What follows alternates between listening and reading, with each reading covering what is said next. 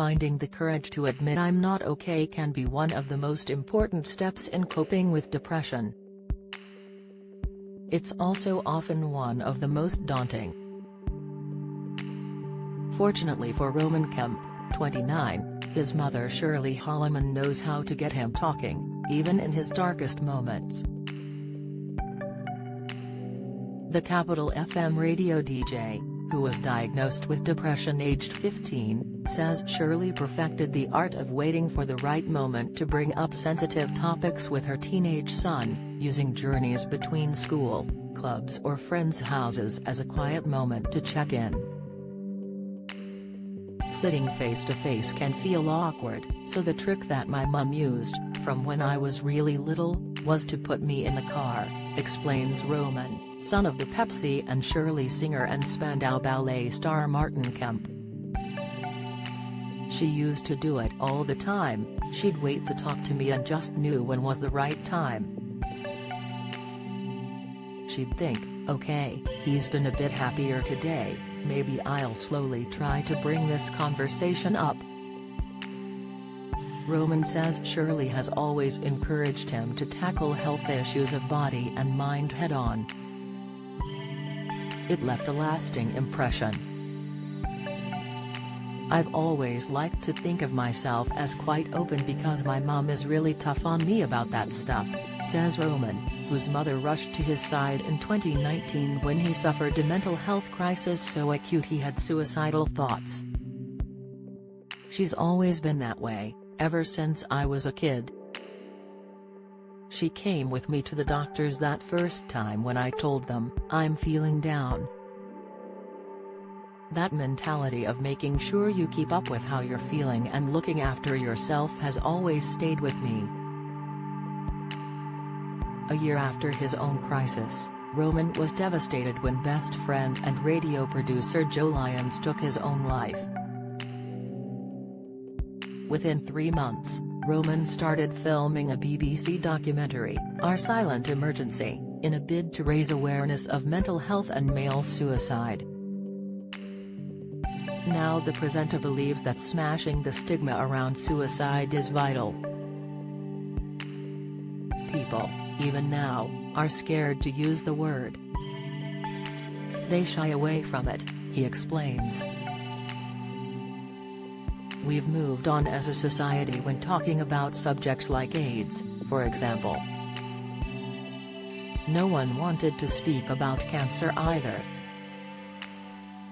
I remember it just being referred to as the Big C. It's the same thing with suicide, but it's a real thing, and the more we face up to the idea that people are dying every single day through completed suicides, that it's a real problem, the sooner we can make talking about it, and dealing with it, less of a taboo. In an effort to encourage men to open up, Roman is fronting Nivea's Strength in Numbers campaign. A survey conducted as part of the campaign found 1 in 3 men often feel lonely, 44% admitting they've never opened up to someone about their feelings and 35% actively avoiding conversations about mental well-being. To help combat these worrying figures, Strength in Numbers encourages men to ask themselves, how are you? Out of 10? The approach, created by Mental Fitness Community Talk Club, is designed to help men become more self-aware of their emotions and use tools such as mindfulness and exercise to improve their mood.